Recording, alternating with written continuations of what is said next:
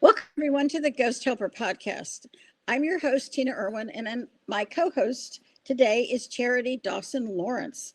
And we're here Hello. to discuss all the different types of psychic ability that a child or an adult or teenager, because this can certainly happen with teenagers, can experience because you experience it. And you can find out a little bit more in the book that we're going to be referring to, which is Psychic Children, Psychic People, which is available on Amazon. And if you have any questions about this episode, be sure to write to us at contact@ghosthelpers.com. So let's get right into this. All Okay. right. So in chapter 7, it starts out with what happens if you or your friend or your child or your husband, I mean, this can happen to men, sees an auric field. So, has this ever happened to your kids? No, not that I'm aware of. Okay. Well, let's talk about really quickly what's an auric field. And that's the force field that surrounds, sounds like a Star Trek thing, all carbon based units, all living things have a force field around them. And some people call it a light body, and some people call it an immune system, and some people just call it the extension of the conscious and subconscious self. It can be all of those things. Well, an auric field has colors. It can be red, blue, green, yellow, purple, opalescent, white, golden. It can be this huge variety of colors. And then theme and variation, all kinds of colors in between: muddy red, mustard, ugly yellow. So all of those things mean something. So, what happens if you have a little child that says, "Mommy, why is that person red?" Have you ever heard of I mean, you've talked to your clients, your hairdressing clients about things. Have any of them ever said anything about this? No, but it's funny you say that because I was just chatting with a friend and she was asking me if the kids see orc fields or if I do because she has a friend that does. And I said, no, I don't. But that could be cool. It can be. It can be it can be cool. Now, how do we know these things exist? Well, there was a man named Karillian, and he's a Russian photographer, and he figured out how to photograph an auric field. And he is the most famous for photographing a soul leaving the body. And you could see the energy actually leave the person's body. And then there was no energy field around the corpse, the body that was left behind. And he could actually see the soul standing next to the body looking down upon it. Well, if you have psychic ability, you're you're seeing a ghost. That's the definition of a ghost, that energy body that left the mortal frame. So if a person says that they see an auric field, they're not going to say that. A child is just going to say, "Mommy, that person looks red." Well, if you're the parent, you know, what would be your first thought if a child said that to you? Um, if I didn't have any prior experience to any of this world, I would say, oh, I'm sure that's your imagination, or maybe you're seeing a light behind them. I don't know. Well, all of those are pretty much routine answers that a parent who has no frame of reference for this could say. But a really actually interesting answer is, well, tell me about it. Can you describe what you're seeing?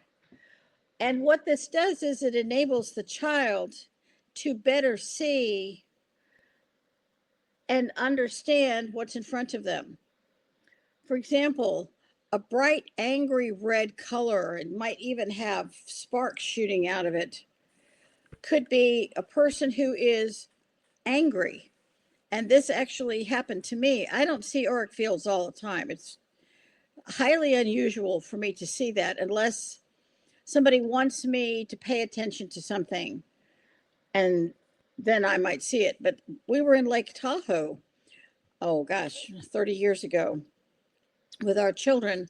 And we went into this restaurant to just get a hamburger and fries and something so we could move on and do other things. And the waiter was very angry. As he walked toward me, he was just surrounded in this red, angry bubble. And when he came toward us, I was almost alarmed. He was so angry. And everybody was really hungry and there weren't many other places around. So we ordered quickly and we left. As soon as the food came, we gobbled it down and left as quickly as we could, because as time went on, he got angrier and angrier, and I could watch the color in his energy field getting from this bright angry to a dark foreboding angry. It's Oh, like, yep, we geez. need to leave. And so my theory is, I'm going to try this theory out on you, that when a person looks at another person, they don't necessarily see an auric field or their aura.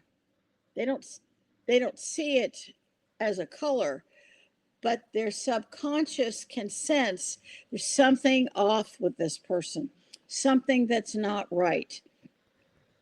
For some people, they see if the person in front of them has cancer, sometimes you'll either start coughing because there's a black smoke that comes from the force field of a person with cancer.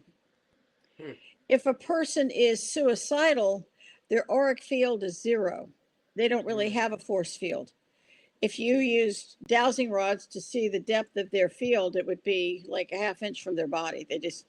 They're not projecting any energy. When we talk about a person who has charisma, they can be an evil person and have charisma. What that charisma means is they're projecting an energy field out, whether it's for good or bad, so far that you're picking up on it. You may not really understand what you're seeing. And that person's energy field becomes magnetic. Part of that is all part and parcel of an aura. And understanding that, I think, is just really, really important. Now, if you go to the mall and you see this person that says, "Oh, we're going to photograph your aura." We've seen that, right? You've seen that. Uh-huh. Hmm. Well, I guess the question becomes, does that mean that that's what it looks like for you forever? I hear it changes. It changes. So if let's say somebody, I mean, you're newly married. So Uh-huh. you're still in that glowy newly married portion of time. And hopefully that will just continue, because if you have a happy marriage, you may have ups and downs, but that glow between you can become a really beautiful thing over time. Hmm. Well, when people say, "Oh my gosh, you look amazing, you're glowing." Well, if you were to see that as a color, it would be this goldeny white color with that might have shooting pink, maybe a little opalescence attached to it, and that feeling of being so happy is you're projecting that energy. So when someone's walking up to you, they're perceiving that your force field is is putting out this super positive energy. We've met people and they're just like sunshine. I mean, you project Right? that energy yourself.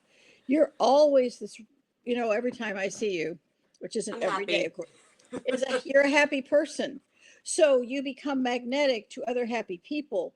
But when somebody walks into your salon, when you look at them, how do you determine what kind of a place they're in? It's the feeling. It's the feeling that they're projecting without even a thought of, oh, I can feel that. It just comes naturally. Okay, then, and that's what happens. It's an interesting thing. There was a story about a woman who was in a car accident, and the EMTs were there, and they were talking to her, and she said, "I feel fine. There's no reason for me to go to the hospital." And the EMTs looked at her and they had a bad feeling. And so they said, it's protocol. We have to take you to the hospital. Well, her spinal cord was almost completely severed, so she couldn't feel pain below her Mm, waist. So and they can't see that when they're on the scene, and they're not testing her legs to see if she's feeling pain, but they overruled her because the EMT with, many months and years of experience can see something with their third eye, the spot right here that says something's off. And the people who listen to that little voice in their head save lives. And this right. guy saved this woman's life.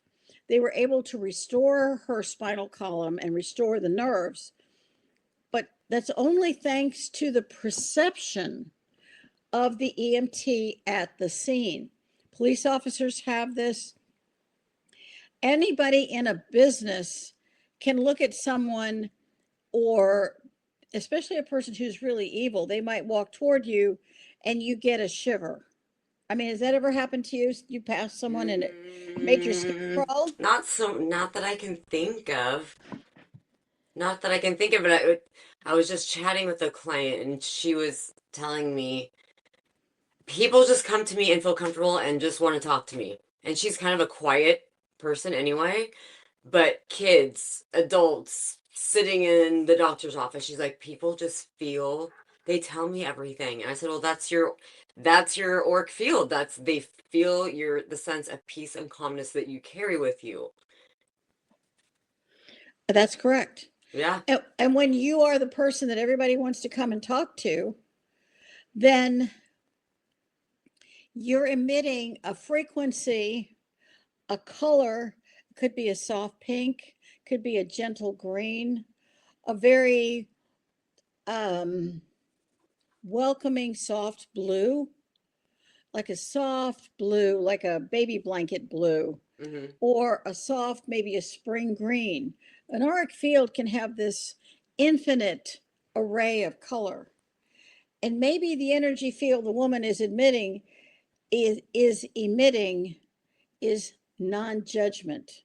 Mm, It's accepting, it's gentleness. yeah, And I can when see people that. tell her something, and it's very true for when people talk to you too, my theory is they feel safe with you like they feel safe with her. Hmm.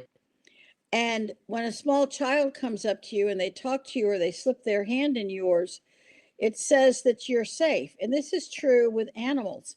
Animals don't know a Oh, placebo that's a big effect. one. Animals.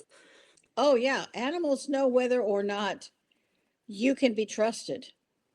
It's funny because my daughter just got her first boyfriend at almost 16 and his mom came over and the two dogs just immediately loved her. And I was like, this is a good sign. These are good signs. She's Ex- they ex- were happy. exactly. Exactly. And she's welcoming, and Hmm. she wants to she wants to embrace the moment. Maybe it's a girlfriend for her son. Yeah. And when families who care about their children engage with each other, they're exchanging common conversation and pleasantries, also exchanging frequencies. Hmm. This past week, we were on the East Coast. I was, uh, you know, we were back there because our daughter's engaged. We were talking to her fiance, and we got to meet her fiance's parents. As soon as Hmm. they met us, we got hugs and, we're so glad to meet you and so welcome and heard wonderful things. And, these are the best, this is a great couple and our son is so happy. And that attitude toward us shaped the rest of the day with pure happiness. That's great. And so many families, as soon as you have a new person enter the family, they're immediately suspicious. Certainly true for my father's family and my mother's family. But what if potential in laws don't have to be outlaws? What if they could be welcomed? Would Right. that change things? This all goes back to the perception when somebody walks in. So, animals, it's funny, we always had Siamese cats, but I don't have any animals now, but we travel. But the cats would greet everyone at the door. And if the person was afraid of cats, they would be on them like white on rice. It was hysterical. I'd have to lock the cats up and they would complain. It's like, we're supposed to be with that person, so they're not afraid of cats anymore. We can't force that. Right. So if you have a child who sees colors, there are going to be certain places that are going to be tough for them. And some of those places would be hospitals. Because an injury, if you have an injury on a body part, that's going to be a different auric color than the rest of the body. The rest of the body is going to be in great alarm. But the injured part might be black because that part of the auric field is injured. And it would be great if we could wear auric field glasses and see all of these things. But maybe we don't need that. Maybe we just need that sense inside of ourselves that listens to the part of us that can see the energy field. What do you think? Oh, absolutely. Yeah. Okay. So being able to see auras is one area, and whether you're in a school or a shopping center or a hospital, or you're in an airport where there are a lot of people, if you have a child that sees all this and it impacts them, in the Psychic Children book in chapters 39 through 41, there are tools that you can use to protect your child. And then eventually you can teach your child or learn them yourself for your own, I don't know, edification and protection, so that the energy of somebody's auric field coming at you doesn't wear you out. And I think that's why when you go shopping or you're in a mall or, good Lord, you're in an airport, they're exhausting. Because you're impacting all these different frequencies and energy fields. So you can protect yourself in a lot of different ways. And we'll do a show about protection. But for now, that's where where that information exists. So anything else? Go ahead. I was going to ask you, is that an ability that you can learn to open up yourself, learning to see auric fields? I think if that's something that you want to do, you can work with your own subconscious and ask to see that. The problem is, it's like seeing ghosts everywhere you look. It's very, very unnerving. And you would have a tendency, man, that's an excellent question. A really good question. If you wanted to see it, okay. But if you only wanted to see it when there was danger, that might be a better use of the skill set, or someone needed you.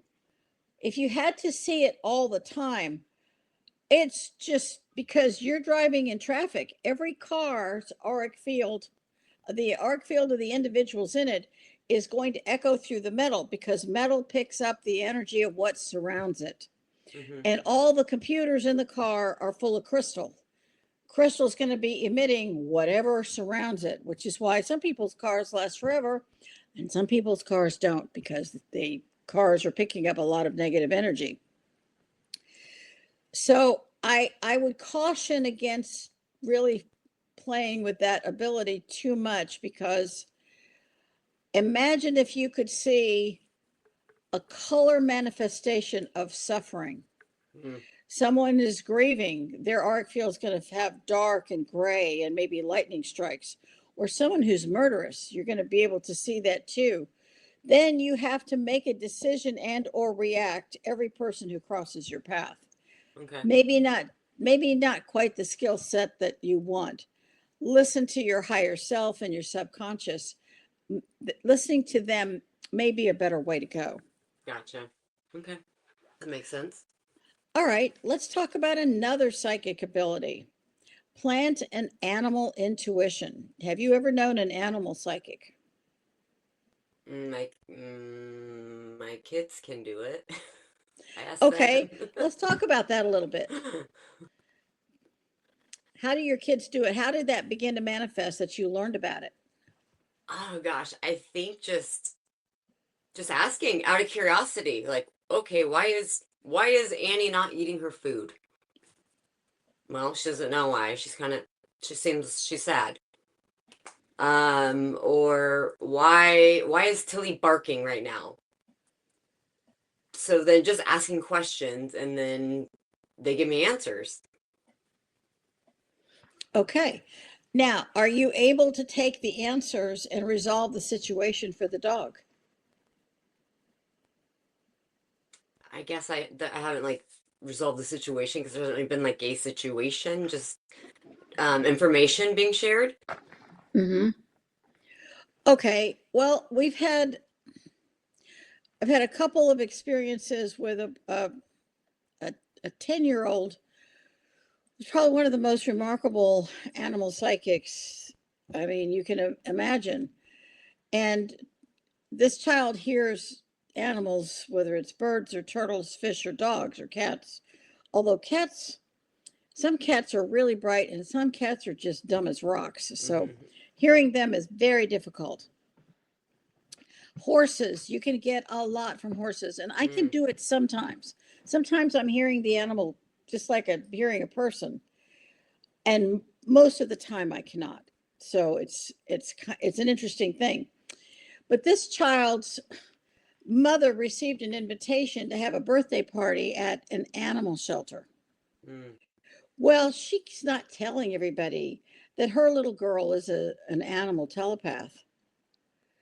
So a birthday party at an animal shelter is going to be a torture. Why Mm. was I abandoned? I'm so lonely. Why did they beat me?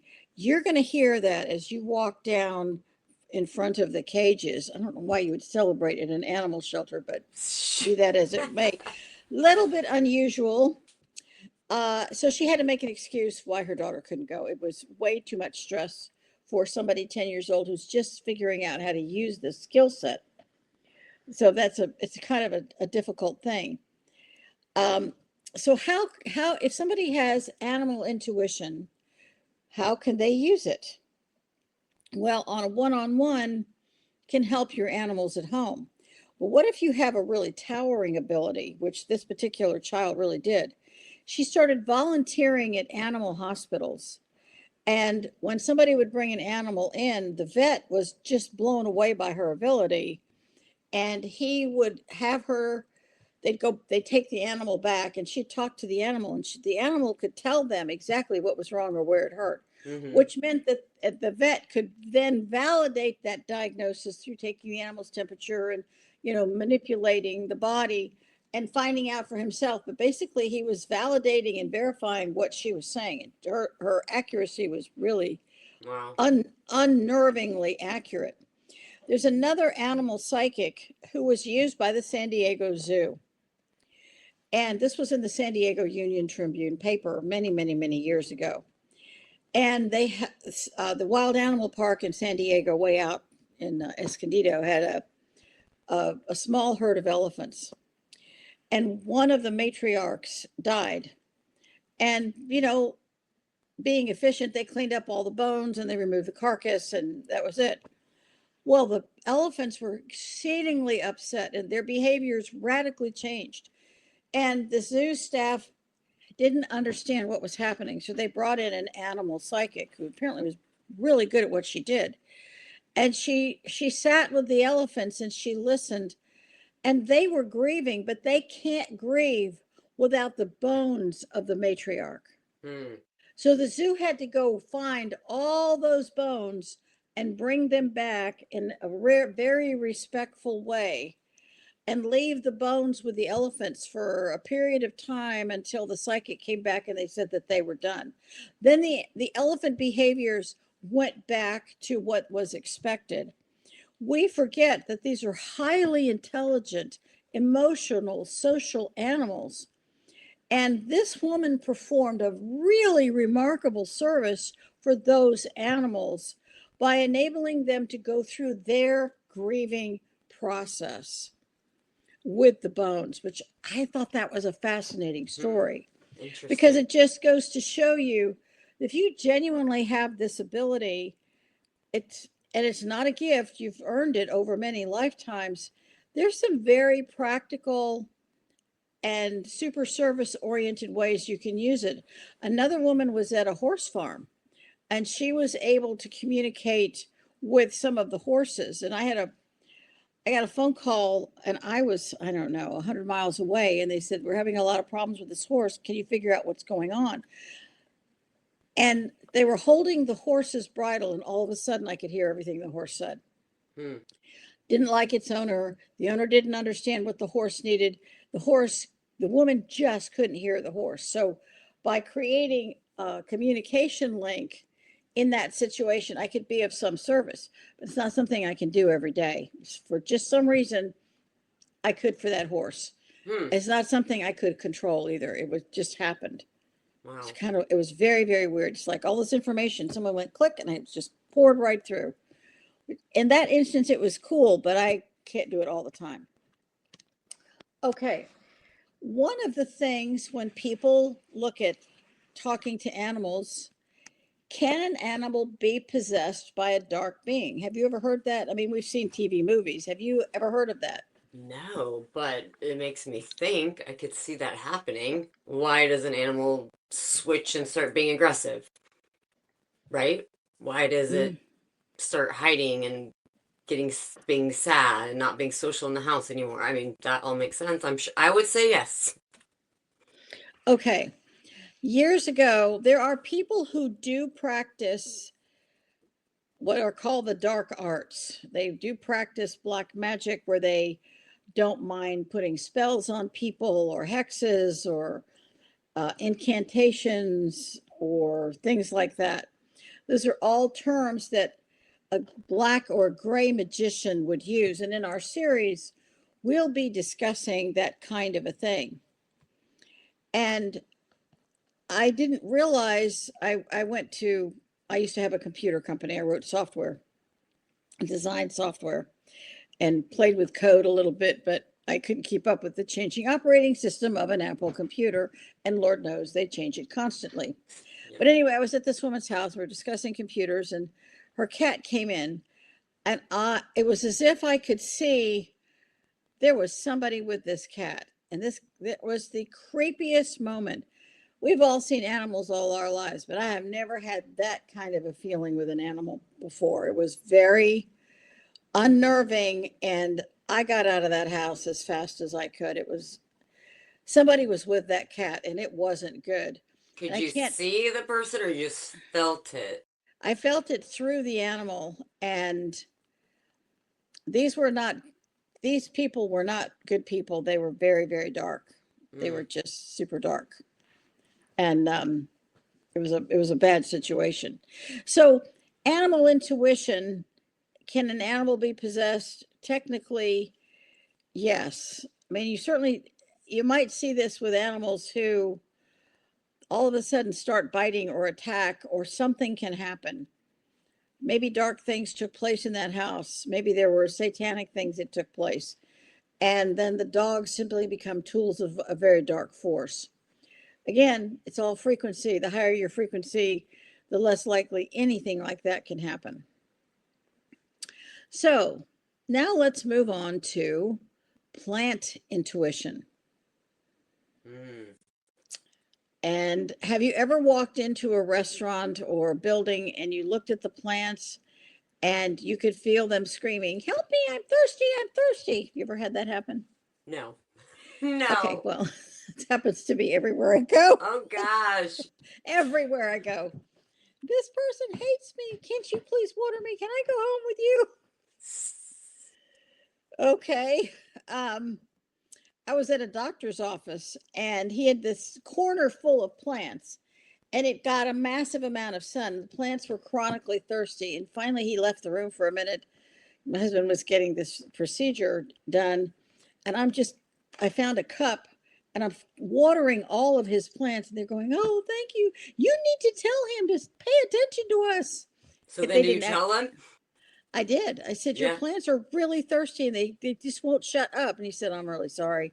I have got to pay more attention." So then I told his staff, I said, "You need to remind them to water these plants." And they said, "We try to tell him." But it happens virtually everywhere I go. I Wow. thought everybody felt that, but apparently No. Now, if anything, what I do now, well, you hear it like, um, you've heard this saying, like, like speak to your plants, right? And you probably think, oh, that's hogwash. Like, I'm not talking to my plants, but I just started like the water that I give to the plants. Like, you're gonna do great things, and then when I'm giving to the plant, like, you're so beautiful, you're growing so amazing, and it works. It works. Like, I speak to them now and tell them how amazing they are I have a and how friend with beautiful. I have a friend with a dahlia farm here in Blaine, and she does that, and her she has dinner plate dahlias like this. Wow. They're epic flowers. But they are proving more and more that plants have some, certainly trees are sentient. It's not that they have eyes and ears, but they're sensing and feeling. And they've proven that trees, I think that's true for, our acreage here, that they know when you're not there, and they can sense your presence a little over 2 miles from when you get there. 2 miles Hmm. out, they know she's coming back, she's coming Oh, back. how funny. Well, if you do prayers on your property, or if you do violet flame, or you bring down the white light of God on your whole property, every living thing, every insect, bird, bee, dragonfly, tree, plant, whatever, they're all receiving spiritual nourishment. And I winter over all, like 25 geraniums and all kinds of creatures. And you they know you become part of them. That's why if you have a plant that you dearly love and you give it to somebody else, if that person doesn't have a connection with the plant will die. Not because you didn't mean to do it well. And people say, well, I don't have a green thumb. You have to want to love the plant. You have to want to nurture and care for it. I'm So gonna I send you I'm gonna send you a picture. I have 4 trees in a row. Two are amazing, doing great, and the other two are not. And I'm like, what is wrong with these two? They're outside, so I don't get to water them and talk to them, but maybe I should go out there. Well, you have to ask yourself where are your electric power lines in relation to those two plants. And there's an oak tree too, right? The oak tree is shading the other. I mean, there's all sorts of things going on, but I'm like, I need to do some more research on those two and see what's happening. Well, make sure you look for where the power lines are, and whether they're overhead lines or underground lines, because they're upsetting the electromagnetic field in the earth. The plants are feeling that, and maybe their roots are getting burned. Hmm. And if you look at, somebody will have a whole line of trees, and you'll have 10 trees and one of them is just dead. If you trace it back to where the power line is or crosses, you will see that the power line killed the tree. Hmm. And you can trace it back almost every time. And I Interesting. learned that from biogeometry with Dr. Ibrahim Kareem. I always kind of like to know for people to know where I get this information. That I would love to say I'm that creative, but the truth is I study a lot. So um, now let's talk about with plants. Can you hold? I mean, a lot of people say, "Oh, you should hug trees." Well, I hug trees as often as I possibly can because I have a lot of them, and my grandson's hugging trees now. Trees are giving you something when you hug them, and you're giving the tree something if you hug a tree and say, I love you, I'm sending love to you, the tree sends that out through the mycelium, Hmm. the root system, and then the mycelium that connects all trees to each other. You can literally affect in a positive way an entire forest. Wow. But in Ghost Stories from the Ghost Point of View, those 3 books, there are several stories where I laid my hands on a tree and the tree could tell me what happened there back through the stacks of time. Hmm. And I'm not the only psychic to talk about that. And one was a cedar tree at a cemetery in Virginia. Another was an oak tree at the Battle of Yorktown. And each of them would tell me what happened or what stack of time was having the greatest influence on that tree. And it was astoundingly revealing what Hmm. I was able to find out. or the echo of a particular tree. We have some giant trees that used to populate all of our areas, and progress isn't always kind to trees. And sometimes the legacy of a tree can define an area, which is kind of an interesting thing. So we also know that plants are silent witnesses. And this issue where when you talk to a plant, you affect the water in the cells. So let's go back to why, when you're saying wonderful things to your plants, you're getting a positive effect. And the answer is because you're projecting a frequency into the cells. And this process was discovered by Dr. Masaru Emoto in his work, Messages from Water. So when you tell a plant, I love you, you're doing beautifully, I'm so thrilled with how you're doing, the frequency of those words goes into the cellular structure and the liquid circulating in the tree, the plant, the geranium, the dahlia, whatever it is. If you say, I hate you, you then create basically negative shards or barbs, and the cellular structure of the tree finds that energy toxic, and it can kill the plant. The other element to this is, if that's happening to a plant, what's happening to us with negative talk, or when a parent says something negative to a child? Mm-hmm. Those words become poison. So when you're saying these good things to your plants, you're building a connection to a world you can't consciously hear or necessarily see or feel.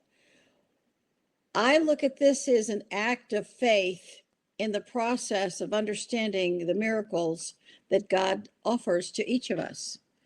And if you were to look at this plant as a miracle that's offered to you to learn about, to work with, then it helps you to enhance your own psychic ability and your spiritual path, because now you're taking really good care of this plant.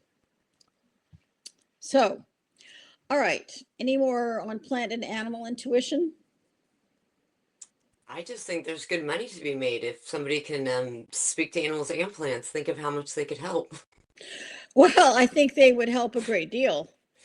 And when you go into a nursery, why do you think nurseries and gardens are so popular for people? It feels Because good. It's pretty. it's exactly, it's nourishing some part of you Mm-hmm. that feeds your soul. Mm-hmm. But this is why there's so much crime in cement cities. And what's happening is a lot of places are basically creating plant walls, living walls. I know there are several hotels that are starting. They will have a, I don't know, a 40-foot wall and 20 feet high that's just plants.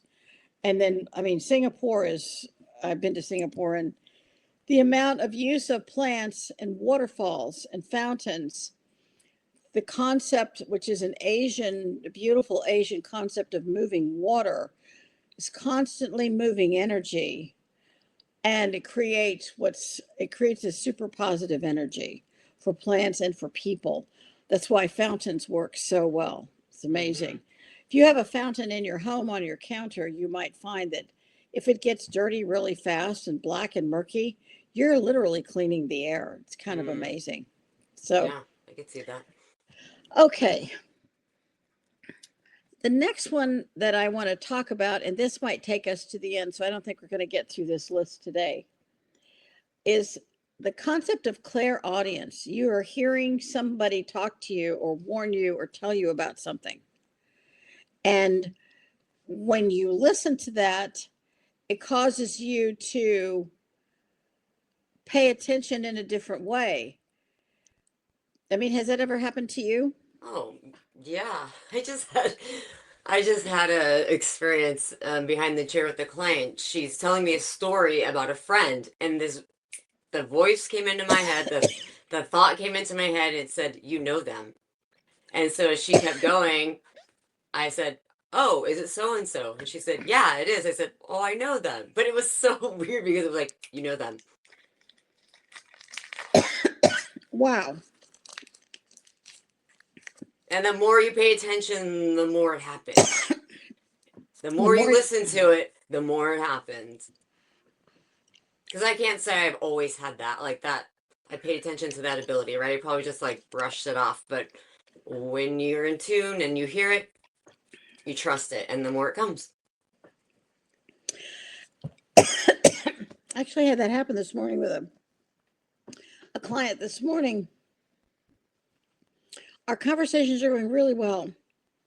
This man's doing really, really well. But I felt like I was missing something. And when you're working with somebody privately on a deep emotional issue, all you have is focusing on that psychic voice that's sitting beside you, guiding you for the greatest good for your client. You have to really know how to listen. And the conversation's just, he's doing really well, following all the good things to do, and I just felt like I'm missing something else I'm supposed to discover today. So I said, well, let's try this particular meditation, which we were about to do. So we started this meditation. As soon as we started the meditation, he says, oh, I don't know why I'm telling you this, but he told me about something that happened to him as a child. And so I used Louise Hay's book, You Can Heal Your Life, and looked that up because I remembered. It was so odd what this anomaly was. And I looked it up, and it talked about guilt. So I said, this is what this thing that happened to you means.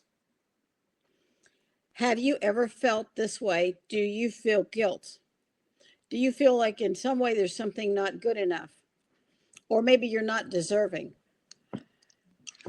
And it's like I took a key and went click, and this door opened up, and it's just all this information came out. Right, there it is. It's like, yep, we found it. Bingo. For the next hour, this particular conversation was life-changing. It helped identify why all of these previous things had happened to him. And now he's at a crossroads. Are they going to happen in the future? Or is he going to listen to what that one thing that happened to him when he was a little boy and what that meant? Change what happened and now positively influence the rest of his life because he understands it. Whereas before, he had no idea. That's huge. This was so huge, and I found myself so excited and eternally grateful to the voice that kept saying, you need to do this. Just listen. And when I looked up the definition of what that anomaly meant, I thought, God bless. Do I really want to say that? And the answer is yes, you do. Because it's not up to you to judge or prejudge how somebody else is going to react. Mm-hmm. Just like you listened, oh, I know those people, of course. So when you hear a voice in your head and you really listen to it, you can change your life, or you can change somebody else's life. Mm-hmm. And I had I have 100 of these examples, but my husband and I were in Italy, and we had come back from a party way out in the country, and we lived in downtown Naples, Italy, which is it's a big, big city, crazy traffic. And sometimes people stopped at stoplights, sometimes they didn't. It was a really kind of a crapshoot. You never quite knew. But it's late at night. So we went through the tunnel and we turned right, and there are all these massive apartment buildings. So you can't see what's ahead. And we're coming up to a stoplight. And I said, you need to stop at the stoplight. He said, the stoplight's green. It's 1:00 in the morning. I think we're okay. And I said, no, you have to stop. And he said, no, I don't. And I said, I'm starting to scream, stop the car, stop the car. We get to the stoplight and he comes to a full stop because he's got a crazy wife sitting next to him. And we're stopped at the stoplight here, and coming from this side, which we couldn't possibly see, a guy comes barreling through a red light. Mm. I would have lost my husband in that moment that night. This was in I guess 1977, so it's a long time ago. This completely unnerved my husband. He said, "There's no way you'd know that man was coming." I said, "That's right." "How did you do that?" And I said, "This voice kept telling me to stop the car." The voice. And so it was so powerful. And I was so grateful that my husband believed me. And of course, he figured out a long time ago. Well, it's 1977. We'd only been married 4 years. He was still discovering all the weird stuff his wife did. And we were on another road. We were on the Appian Way, driving from Naples to Rome on a back road because it's beautiful. We're coming down a hill, and I said, when you get to the top of the other hill, slow down to 20 miles an hour because somebody's going to open a car door in front of you. He said, "There's nobody there." And I said, "Just wait. We'll just see what happens." We get to the top of the hill, and there's a carabinieri parked on the side of the road, and as we were approaching him, he opens his car door right in front of us. If we'd been going any faster than 20 miles an hour, it would have clipped the door and probably killed the man. Mm. And so Troy doesn't question me anymore. When I say you have to do X, Y, or Z, by God, he does it. I mean, he should be grateful to have you around. Oh, well, he is. He really, really is. Sometimes the voice that you hear is warning you about something and the outcome is not known. And I had a lieutenant who worked for me when I was working for Commander Submarine Force, U.S. Atlantic Fleet. And he's a guy with a crew cut from Texas and big blue eyes. And he did a really good job for me. I just thought the world of him. But he didn't screen for XO, so he really needed to he didn't pass the engineer's exam, so he couldn't stay in the submarine force. He either had to surface himself or get out, but he wanted to stay in, so they sent him to a diesel submarine out of Yokosuka, Japan. And he said to me, he said, "Commander, you have to get my orders changed. Something terrible is going to happen to me." I said, "What are you hearing?" And he said, I got to tell you, something horrible is going to happen." And I said, "Well, do you know what it is?" He said, I don't know, but it's going to be bad. Please, you do whatever you can do. I'll go anywhere else, but please don't send me to Japan, to that submarine." And he was been on shore duty, his rotation. He had to go back to sea. He's a submariner. He's wearing dolphins. Where else are we going to send him? I used every silver bullet I had, and no matter what I did, I could not change the orders. I felt terrible. He goes to Japan. And so what happens is, and we kept in touch, but I didn't hear from him for a while because he was at sea with the submarine.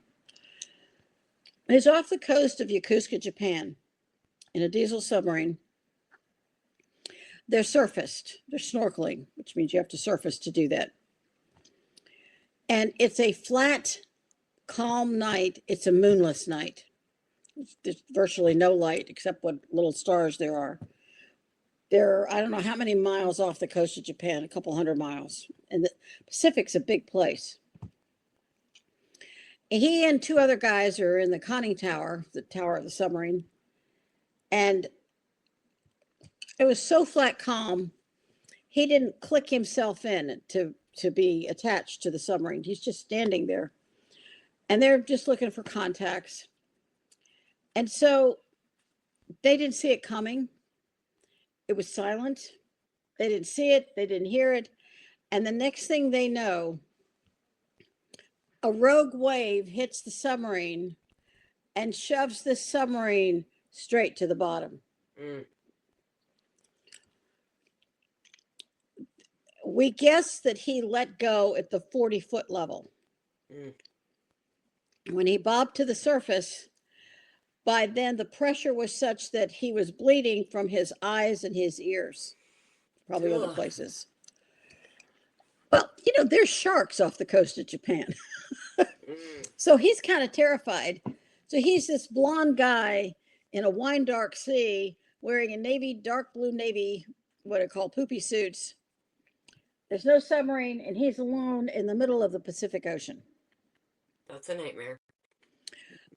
It's a nightmare. The submarine has the three worst things that can happen on a submarine. Man overboard. As soon as the water hit, all these electrical things caught on fire, but the water put the fire out because the hatch was open.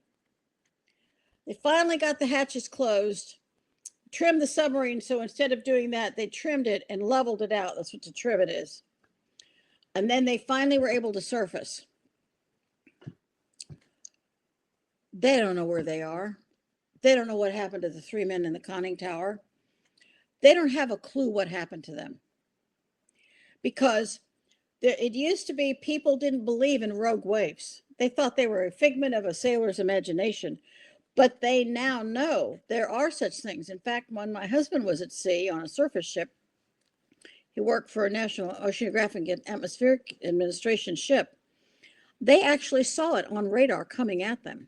It wasn't 100 feet tall. It wasn't 100 feet high. You could see it on radar coming out of nowhere. It was absolutely silent. So the scientists on board studied it. But back to my lieutenant. The dawn comes. The submarine was actually able to get off a message that they had three men overboard. Naval Activities Japan sent out the first seaplane to look for survivors. My lieutenant sees the plane coming. Well, I'm wearing a headset. It's a propeller-driven plane because you can't send a jet to look for somebody. So you have to send a prop plane who only has so much fuel and can only look at so many pieces of the ocean. And they fly right over him. They don't see him. Mm. And it's terrifying. They're right there. They can't see him. So they go away. They come back a second time. He's screaming and he's yelling. They don't see anything. He hears the engines come back a third time. And when they come back the third time, he knows that when they leave this time, they will never come back. Mm. And he does something that I've only heard about one other time from one other psychic who told a story about Vietnam. He sent out a psychic scream. Mm. He screamed and he made a prayer to God that if he was rescued, he would leave the Navy and become a minister and serve God for the rest of his life. That was his bargain with God, if you could understand that. So he sent out this scream, "Look at me now, I'm right below you." The pilot, with the noise of the propellers and the headset on and the scream of the engines, looks down and sees him and tilts his wings and circles him until the helicopter came and rescued him. Wow. They never found the other two men. They never found their bodies, nothing. In the meantime, I get word that this has happened back in Norfolk. I went to his wife, and I didn't want her to see it on the news because the news was all over this. And then he came back and talked to me for a long time, and he said the other two men told him that they told their families, this was before the rogue wave hit the submarine, they told their families that if they went to that ship, they had this feeling, they could hear somebody warning them, if you go to the ship, you will never come home alive. And they died. My lieutenant knew something terrible was going to happen, but he didn't tell me he was going to die. And he left the Navy and he became a minister. Wow. So his experience taught him more things than I can imagine. But there are times when you hear that still small voice warning you Something's going to happen, and you have to get up and do something about it. And you said that it happened to you. Have your children mentioned anything about hearing something that warned them? Not as far as warnings. No. I'm trying to think. I can't think right now of any particular situation. Well, I have one more submarine story about this. There was a lieutenant commander. He was a navigator on a fast attack submarine. And they had an inspection team on board the submarine, and they were leaving Norfolk Harbor. And Norfolk Harbor up the Thames River is really crowded. It's like, an LA freeway is really crowded. Only it's shipping. And you can't stop a ship on a dime. Mm-hmm. So the captain decided he wanted to impress the inspection team. So he tells the navigator and the helm all ahead flank, which means go as fast as you can. And the navigator said, Captain, we can't do that. There's too much shipping. We just can't do that. And the captain says, I can do this. There's nothing wrong. We are a really good ship. We know our play. We plotted our course. We can do this. And he says, this is a reckless order. I'm not going to do it. All this conversation is taking place in front of the inspection team. They never said a word. They just observed. And the captain relieved him for cause and cited that he was derelict and that he, they were going to court-martial him because he disobeyed a direct order by the captain. He said, it's an illegal order. I refuse to do it. You are hazarding your vessel. And he kept saying, he kept hearing this voice say, don't do this, don't do this. It's dangerous, it's dangerous. He had a 4-alarm fire going off in his head. So when the sail of the submarine, which is made of HY80 steel, meaning high yield steel, sliced a tanker open like a can opener, just went right through the hull of a tanker that they passed way too close because it was a crowded river. He was exonerated by the court-martial board. The captain, the XO were court-martialed for dereliction of duty and hazarding their vessel. And he believed to the core of his being that he was warned and that he was doing the right thing. And so I think that when you hear a voice warn you, you have an obligation to do the very best you can to listen, evaluate, and take the best precautions you can take in those situations. So are you ready to do this again and discuss the rest of the psychic ability? Yes, but one thing I did want to mention about the voice that you hear, again, we talked about like the more you hear it, the more you listen, the stronger it gets. But it's also like kind of fun to like, should I purchase this car? Is this the right thing to do? And the voice that pops in and you listen to it, it just helps guide you through life. I think that's a really good point, because if you're trusting yourself, what you're really saying is when you trust yourself and you're listening to your inner voice, is that psychic ability? I don't think it matters. Yeah.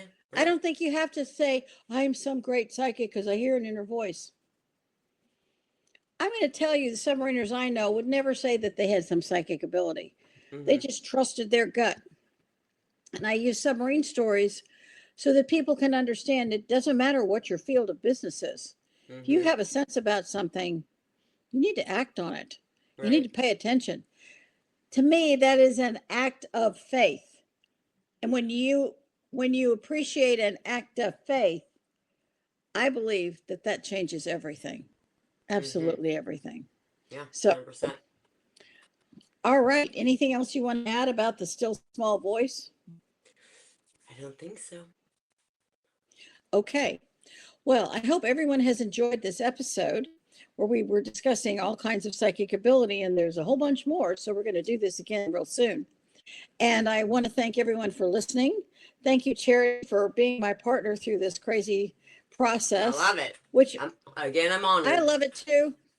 It's like mental popcorn for me. So I really do love it. And I'm really grateful for everyone who listens. So thank you all. If you want to learn more, go to ghosthelpers.com. If you want to contact us, contact at ghosthelpers.com. We're going to release this on YouTube. Like and share and follow. And we are really grateful to every one of you. And listen to that still small voice. And we'll talk to you again real soon. Thanks. Thanks. Bye. Bye-bye.